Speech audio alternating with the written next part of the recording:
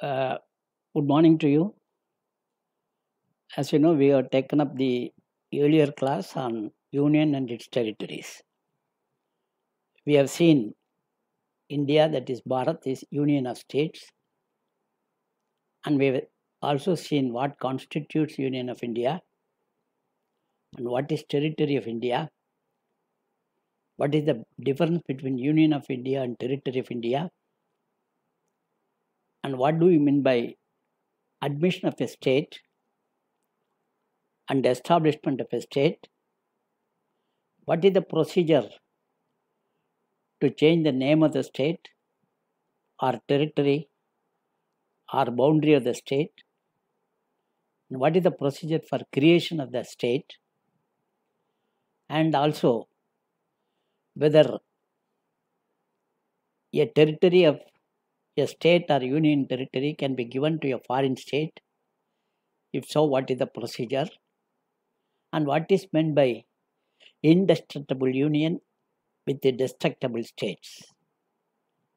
And I also said that we will see the reorganization of states in the coming lecture. So today we are taking up reorganization of states. See, the reorganization of states will be divided into 4 or 5 categories. Number 1, integration of princely states. Number 2, SK Dar Committee. Number 3, Jvp Committee. Number 4, death of Putti Sri Ramulu and creation of Andhra Pradesh. Number 5, Faisal Ali Committee. Number 6, State Reorganization Act 1956 with the 14 states and 6 union territories from 1st November 1956. So these are all the things which we will see in this class. See, remember, before independence, immediately before independence, India had 2 types of Indias. One is British India, that is the provinces, and second is India's India, that is Indians' India. That is the provinces were directly under the crown, and the India's India, that is the native states, which were annexed by the British through subsidiary alliance, Lord Wellesley, and the doctrine of lapse, Dalhousie. Through these 2 methods, almost all native kingdoms were annexed by the British.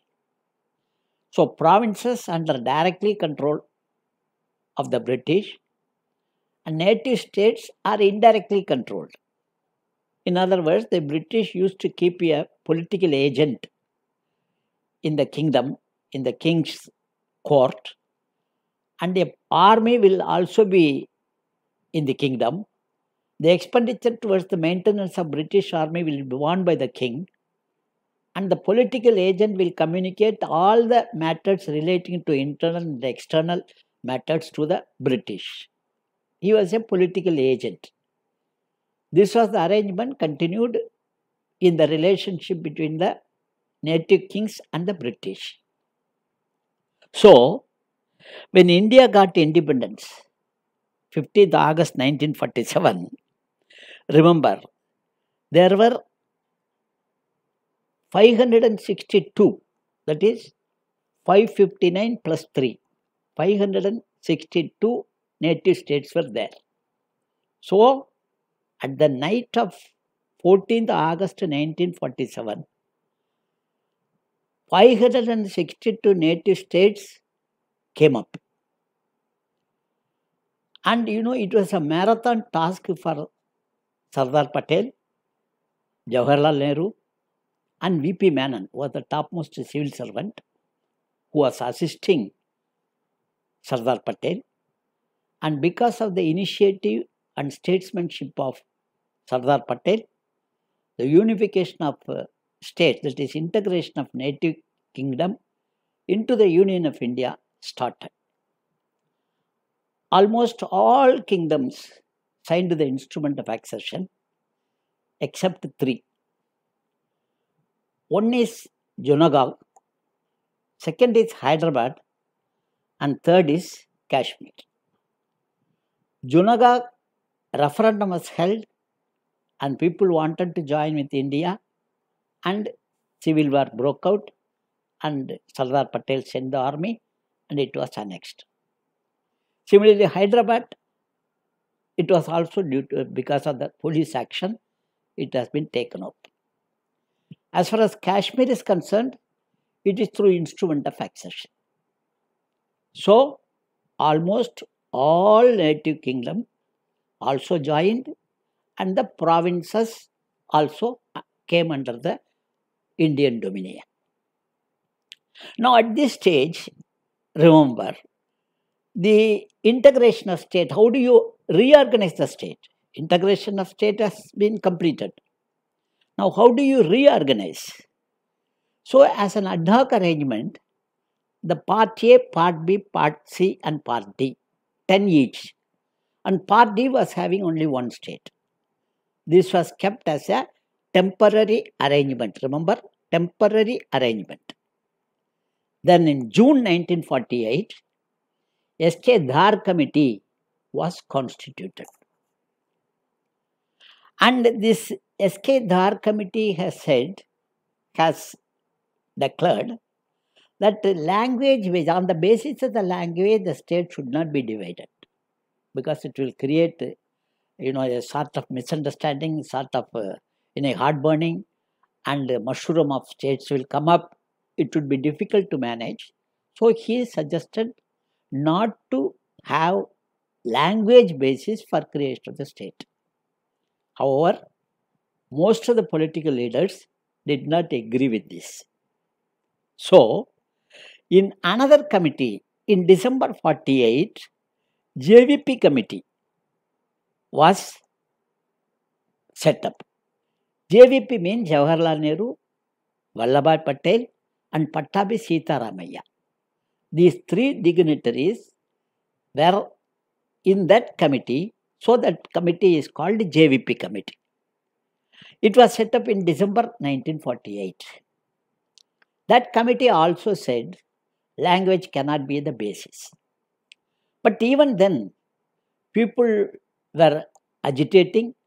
Most of the part, especially in South, they wanted a separate state for Andhra. So, in October 1953, landmark decision, and October 1953, Potti Sri Ramulu, a Congress leader of Andhra Pradesh, died after 56 days of fasting. An indefinite fast he started and he died after 56 days. And there was a severe agitation in Andhra Pradesh. As a result, central government had to yield to the wishes of the people of Andhra. So Andhra Pradesh was created in October 1953, carving the territory from Madras state. So, first linguistic state in India was Andhra. Then, you have managed the Andhra problem. But again, there are many other states who are demanding similar language-based states. So, the government of India set up another committee called Faisal Ali Committee, F-A-Z-L-A-L-I, Faisal Ali Committee, in December 1953. Faisal Ali Committee recommended language can be the basis, but it should be prudently used. Accordingly, on the basis of his recommendation, Reorganization of State Act was passed in 1956. In 1956, it was passed. So, it was at that time while it was passed, we were having 14 states and 6 union territories.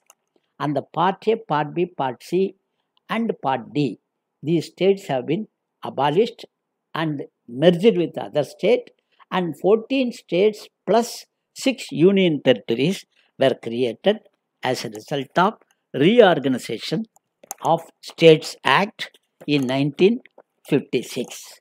That was the situation.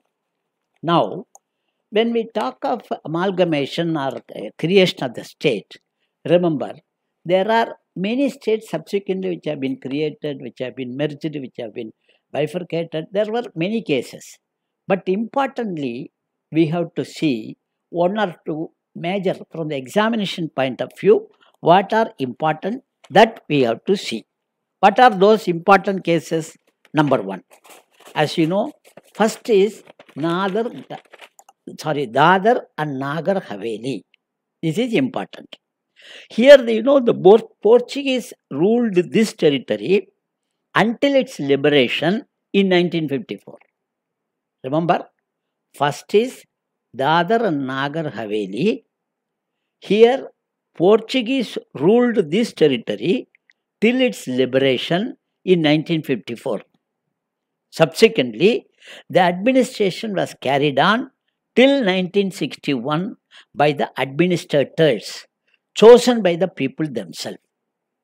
Subsequently, it was converted into Union Territory of India by the 10th Constitutional Amendment Act 1961. So remember, first is Dadar and Nagar Haveli, number one, from the examination point of view. Number two, it is the Portuguese ruled colony, remember, and it was liberated in 1954. Subsequently, the administration was, continued, carried on by the administrators chosen by the people. Subsequently, this was converted into Union Territory by the 10th Constitutional Amendment Act 1961. This is important from the examination point of view. Then came what is known as Goa, Daman and Diu. India acquired these three territories from Portuguese by means of police action in 1961. Remember, Goa, Daman and Diu were acquired by Indian government from the Portuguese by means of police action in 1961. They were constituted as a union territory by 12th Constitutional Amendment Act 1962. Remember, very important, 12th Constitutional Amendment Act 1962. Then later in 1987, Goa was conferred statehood. Consequently, Daman and Diu were made separate union territories. So remember, first we have seen Dadar and Nagar Haveli. Second we have seen Goa, Daman and Diu. Goa was made a state and Daman and Diu were made as a union territory. Now, as far as another thing is what is known as Puducherry. The territory of Puducherry, comprises the former French establishments in India. That is, as Puducherry number 1, Karaikal number 2, Mahi number 3, and Yanam number 4. The Karaikal is in Tamil Nadu. Puducherry, as you know, it is a union territory, and Mahi in Kerala, and Yanam in Andhra Pradesh. The French handed over these territories to India in 1954.